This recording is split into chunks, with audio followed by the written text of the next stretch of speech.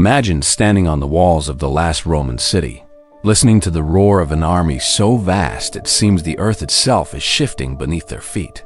Cannons thunder. The sky glows with smoke. You, a defender of Constantinople, watch the final heartbeat of a 1,000-year empire. This is not just a siege. This is the moment the Middle Ages died. Subscribe for more epic history like this. Now, let's begin. To understand why the fall of Constantinople shook the world, we have to remember what the city represented. Although the Western Roman Empire had collapsed centuries earlier, Constantinople endured as the beating heart of the East, wealthy, cultured, and fortified like no other place on earth. Its massive triple walls had defied every invader for more than a millennium. Crusaders, Persians, Arabs, Slavs, none had managed to break the city's legendary defenses. By the 15th century, however, the once mighty Byzantine Empire had withered to little more than the city itself and a handful of territories. Surrounded by the rising Ottoman Empire on all sides, Constantinople was like an island of ancient glory trapped in a sea of new power. Its treasury was nearly empty. Its army was small. Its allies were unreliable. And yet, behind every crumbling wall lay a legacy Rome had entrusted to this final outpost of civilization. Across the strait in Edirne, the young Ottoman Sultan Mehmed II dreamed of a destiny written in the blood of empires. Ambitious, intelligent, and relentless, he believed it was his fate to succeed where every conqueror before him had failed. To Mehmed, Constantinople was not merely a city. It was a symbol, an ancient jewel that kept the Ottomans from claiming their rightful place as rulers of a revived Roman world. To take the city was to seize history itself. Mehmed spent years preparing for the siege. He studied the city's defenses, mapped its weaknesses, and gathered engineers from across his empire. The most critical of these was a Hungarian cannon master named Orban, who promised to build a weapon capable of smashing the invincible Theodosian walls. The result was a monster, a cannon so massive that it required 60 oxen to pull and could fire a stone projectile heavier than a man. The age of gunpowder had arrived. Meanwhile, inside Constantinople, Emperor Constantine XI Palaiologos faced the impossible task of defending the city with barely 7,000 men. Among them were Greek soldiers, Genoese specialists, Venetian sailors, and volunteers from across Europe. Men who understood that if the city fell, the old world would fall with it. The emperor himself was courageous, refusing to abandon his people even when escape was offered. He chose to stand, knowing the odds were unspeakably grim. When Mehmed's army, numbering somewhere between 80,000 and 150,000, began to surround the city in April 1453, the defenders climbed the walls in stunned silence. They saw siege towers, artillery lines, Janissary elite troops, and thousands of irregulars ready to swarm the battlements. And in the center stood the great cannon Orban had built, aimed directly at the ancient stones that had once repelled the armies of Attila the Hun. The defenders knew their lives were measured in days. As the siege began, the Ottomans opened fire with bombardments that shook the city to its foundations. Every blast was like thunder tearing through stone and memory. Buildings trembled. Dust filled the air. Gates cracked. For the first time in history, the mighty Theodosian walls, symbols of Roman eternity, began to crumble under the power of gunpowder. The defenders rushed to repair the breaches with wood, earth, and anything they could carry. But the cracks grew. Despite the overwhelming danger, morale in the city surged during the early days. The defenders fought with desperate courage, repelling assaults and holding the outer walls longer than anyone expected. Genoese commander Giovanni Giustiniani fortified key points with masterful efficiency, turning weak spots into killing zones. Every success breathed hope into the city. Maybe, just maybe, Constantinople could withstand one more siege, one more enemy, one more chapter of history. But Mehmed II was not an ordinary enemy. He blended medieval strategy with early modern innovation, deploying engineers, sappers, archers, and elite janissaries in coordinated waves. He ordered trenches dug, tunnels sabotaged, and bridges built. He even had his fleet dragged over land, around the blockade, into the Golden Horn, a feat so shocking it broke the defenders' morale. Constantinople was being attacked from every direction. The noose had tightened. The end was creeping closer. As days turned into weeks, the bombardment became a constant rhythm. Morning, noon, night, an iron heartbeat pounding against the ancient defenses. Each strike blasted centuries of history into dust, widening cracks that defenders struggled to fill. Workers labored through darkness with torchlight, shoveling earth and hauling timber while arrows and musket balls rained down. No rest came. Every hour demanded sacrifice, and every night felt like a borrowed miracle. Inside the walls, life transformed into ritual endurance. Families prayed in Hagia Sophia, monks walked the streets blessing trembling citizens, and soldiers ate what little remained of the city's dwindling supplies. Yet despite the hunger, the fear, and the tremors that shook their homes, Constantinople's people refused to surrender. They had survived centuries of sieges. They believed, hoped, that God would grant them one final deliverance. But hope alone could not repel gunpowder. The defenders' greatest strength was their discipline. Constantine XI worked tirelessly, visiting the battlements each day to encourage his troops. Giovanni Giustiniani, the Genoese commander, orchestrated the defense with near-superhuman energy. He repositioned cannons, redirected troops, and reinforced breaches. His presence became a source of strength. Soldiers said that when Giustiniani stood on the walls, fear retreated.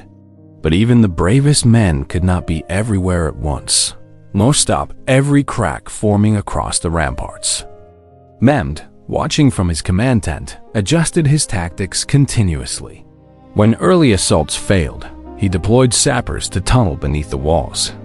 Byzantine countermeasures, guided by experience and desperation, listened for vibrations underground and intercepted them in brutal hand-to-hand combat inside cramped tunnels. It was a silent, suffocating war beneath the surface, fought with daggers, pickaxes, and raw terror. Some tunnels collapsed, killing entire teams, but the Ottomans kept digging. The walls trembled.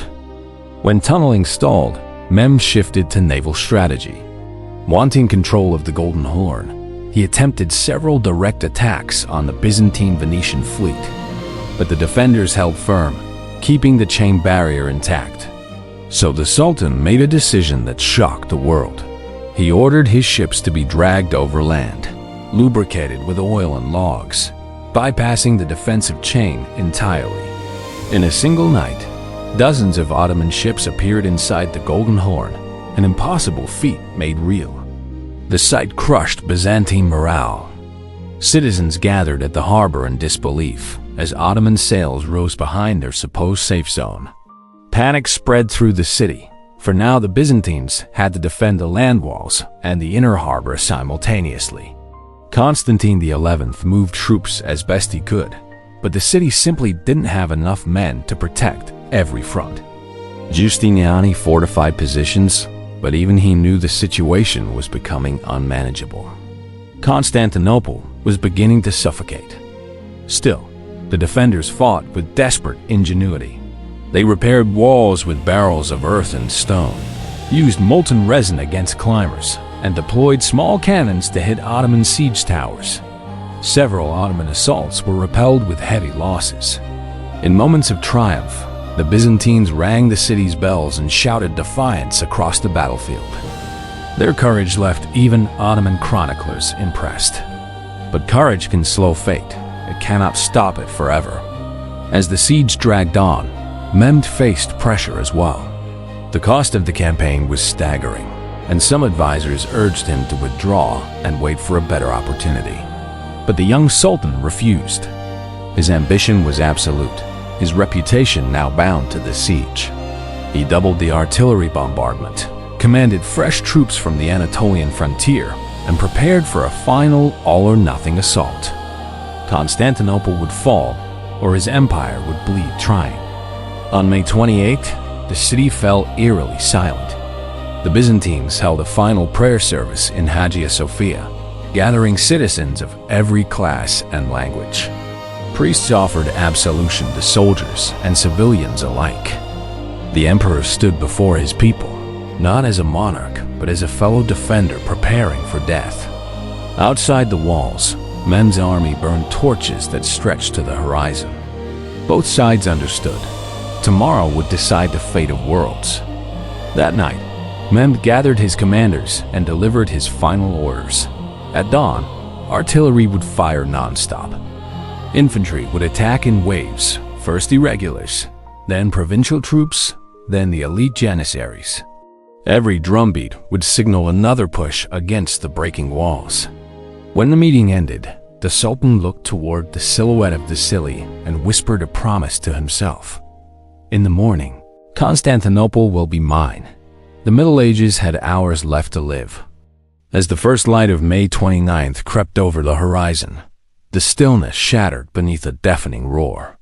Ottoman cannons fired in a continuous barrage, pounding the weakened walls with earth-shaking force.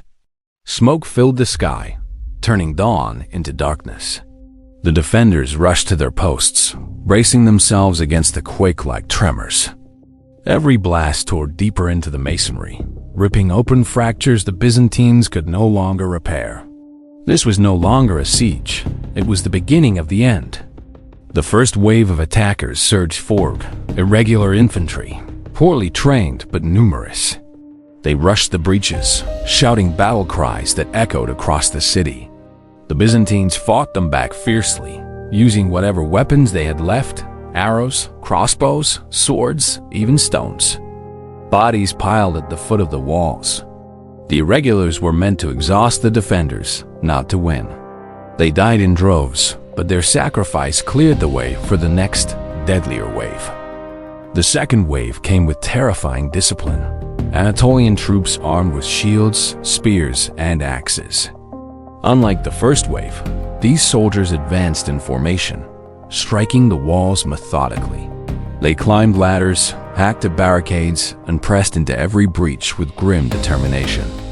Byzantine defenders strained to hold them back, but fatigue began to take its toll. For hours, the battle seesawed violently. The defenders won ground, only to lose it again. Sweat, blood, and smoke filled the air like a choking fog. Throughout the chaos, Giovanni Giustiniani fought at the front lines, directing counterattacks with precision. He moved between breaches, reinforcing weak positions and rallying exhausted soldiers. But tragedy struck when he was suddenly wounded, pierced by either a cannon fragment or an arrow. The injury, severe and agonizing, forced him to withdraw from the battlefield. When the defenders saw their greatest commander carried away bleeding, their spirits faltered. The loss of Giustiniani was the turning point the Ottomans had desperately awaited. Sensing weakness, Mehmed unleashed the final wave. The Janissaries, the elite corps of the Ottoman Empire. Trained from childhood, disciplined beyond belief, and feared across continents, the Janissaries advanced in perfect formation. They scaled the ruins of the walls with terrifying efficiency, their battle cries blending into a single unstoppable rhythm.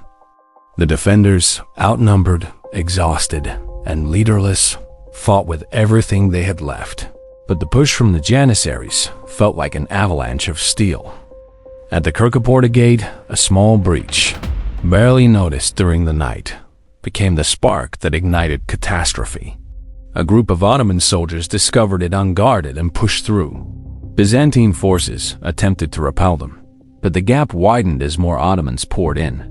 What began as a minor oversight turned into a fatal opening. Once inside, the attackers struck from behind. Constantinople's defenses, already straining at every corner, finally buckled beneath the combined assault. Emperor Constantine XI saw the collapse unfolding and made his choice. Rather than retreat or hide, he cast aside his imperial regalia, removing the purple to fight as an ordinary soldier.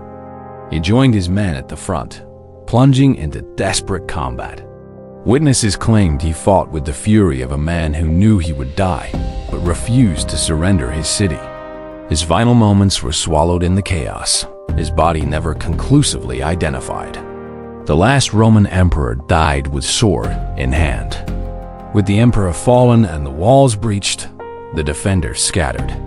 Some fled deeper into the city, hoping to regroup. Others fought to the death. At the harbor, Venetian and Genoese ships attempted frantic evacuations. Bells rang wildly throughout the city as citizens ran to Hagia Sophia, seeking refuge in the great cathedral. Priests prayed, chanting hymns that echoed through the marble halls. But the doors could not hold forever. The Ottomans were everywhere now, pouring through streets, squares, and gates. As Ottoman soldiers reached Hagia Sophia, the ancient church trembled under the weight of history. For nearly 1,000 years, it had stood as the heart of Byzantine worship, a monument to Roman engineering and Christian devotion. Families huddled together beneath its dome, mothers clutching their children, elderly men whispering final prayers. When the great doors finally broke, the invaders surged inside. The Middle Ages, defined by the struggle between cross and crescent, ended beneath that sacred roof. Mehmed II entered the city hours later, riding calmly through the broken gates. He paused before Hagia Sophia, dismounted, and touched the ground in respect. Then he ordered the cathedral to be converted into a mosque, a symbolic gesture cementing the victory of a rising empire over an ancient one. In that moment, the world shifted. Constantinople had fallen, Byzantium was gone, and the Ottoman Empire stepped into the dawn of a new age. The medieval world had taken its final breath. As Ottoman banners rose above the shattered gates, the sounds of battle slowly faded, replaced by the haunting silence of a city realizing it had entered a new reality. Smoke drifted above broken rooftops. Streets once filled with merchants and priests now lay littered with debris, shattered icons, and abandoned shields. The empire that had called itself Roman for over 1,000 years was gone, its last breath swallowed by a power that reshaped the world's future. Mehmed II, only 21 years old, surveyed his greatest achievement with a mixture of triumph and solemnity. To many rulers, victory meant plunder. But Mehmed saw Constantinople not as a trophy, but as the foundation of his empire's future. He issued strict orders, limiting violence and protecting buildings of importance. His intention was not to destroy the city, but to revive it, to make it the beating heart of a new empire that would outshine even Byzantium. One of Mehmed's first actions was the transformation of Hagia Sophia. Its conversion into a mosque was symbolic, but the building itself was spared. Skilled craftsmen were ordered to repair its structure, clean its mosaics, and preserve its grandeur. By protecting the cathedral, Mehmed sent a message to both Christians and Muslims. Constantinople would remain a place of culture, beauty, and significance, but now under Ottoman stewardship. The city's legacy would continue, just transformed. The Sultan also took steps to repopulate the city. He invited Greeks, Armenians, Jews, Turks, and merchants from every corner of his empire to settle in Constantinople. Entire neighborhoods were rebuilt, markets reopened. Religious communities were restored under Ottoman authority. What had been a dying city, weakened by centuries of decline and isolation, suddenly pulsed with new life. In less than a generation, Constantinople, now Istanbul, became one of the wealthiest and most diverse cities in the world. But even as the city was reborn, the fall of Constantinople sent shockwaves across Europe. Many kingdoms were stunned by the collapse of a bastion they believed would stand forever. Popes called for new crusades. Scholars mourned the loss of the last link to ancient Rome.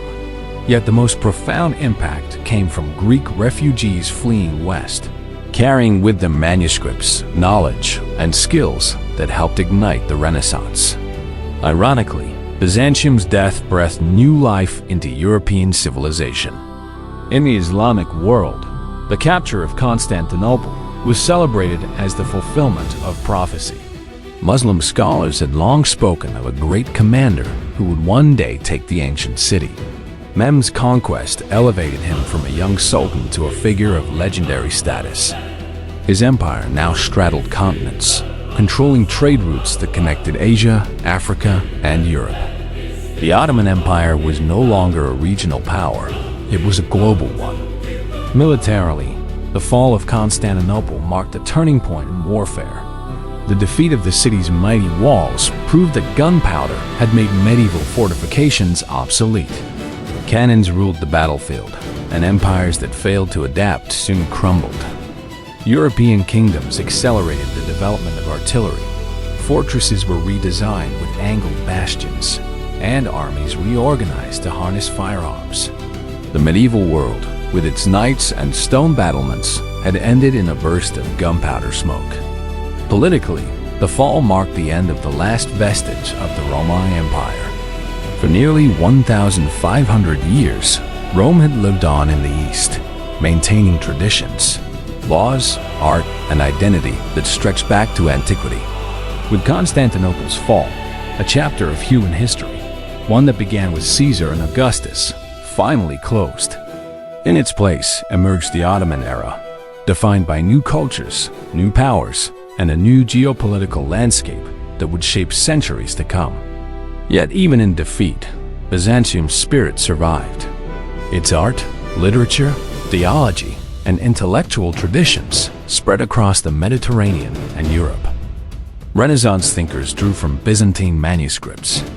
Orthodox Christianity carried forward Byzantine rituals. Even Ottoman architecture, administration, and culture were influenced by Byzantine models. The empire had fallen, but its legacy flowed into the veins of nations that rose after it, proving that history never truly ends, it evolves. For Mehmed, however, the moment was deeply personal. He walked the streets in quiet contemplation, recognizing the enormity of what he had achieved. He had conquered the unconquerable, dethroned the last Roman emperor, and reshaped the course of history. Yet triumph came with weight. He was no longer just a sultan. He was Kaiser Aram, the Caesar of Rome. The mantle of empire had passed from Byzantium to the Ottomans, and with it came the responsibility to build a new world. In the years following the conquest, Constantinople transformed into Istanbul, a thriving imperial capital that symbolized not just Ottoman power, but the dawn of a new era. Under Mehmed's reforms, the city blossomed with markets, caravanserais, academies, mosques, and palaces.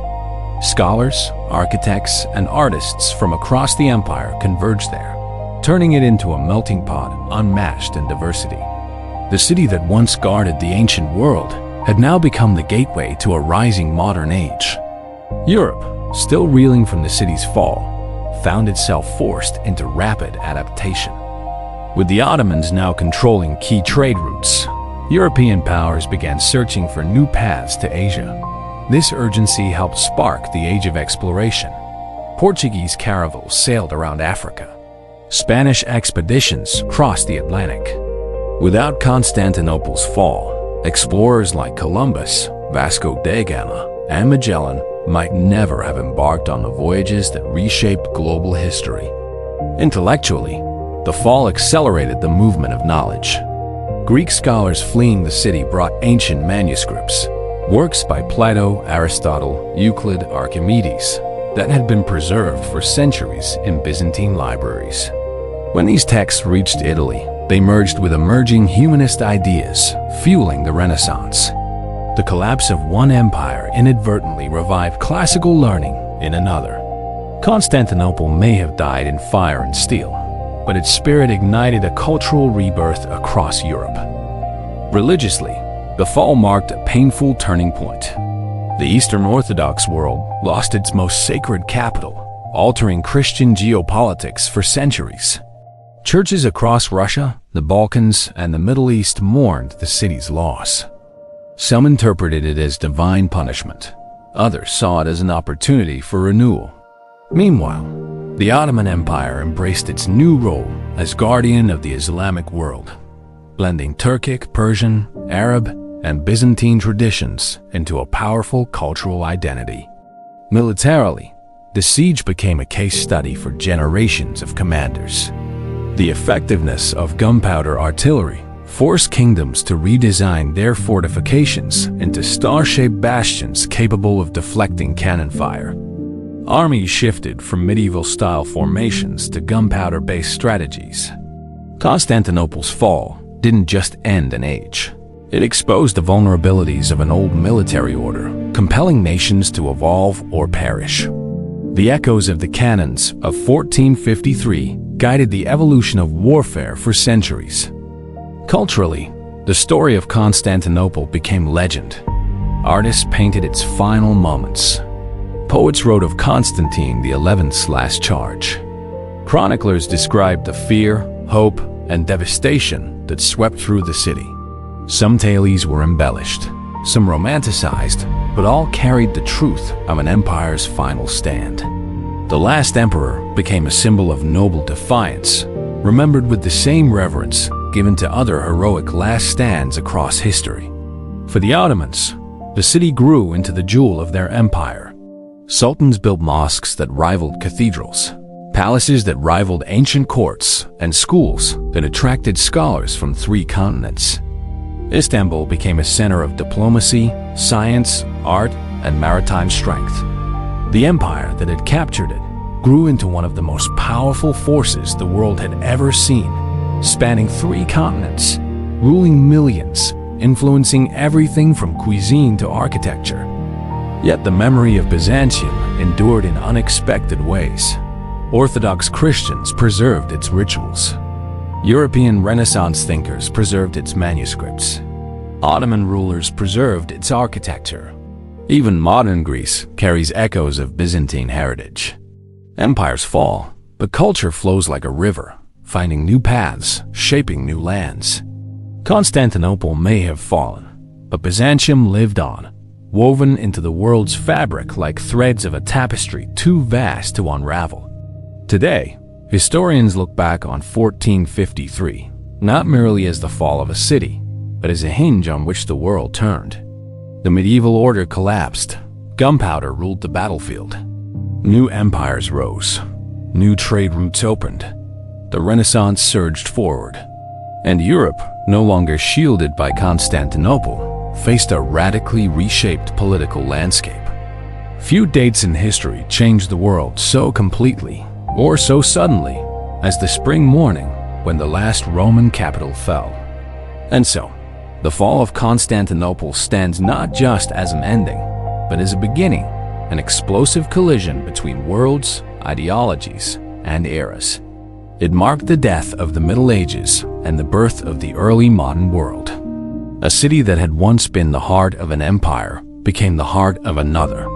Empires rose, empires fell, but Constantinople's story endured. A reminder that history turns not slowly, but in thunderous moments that reshape humanity forever.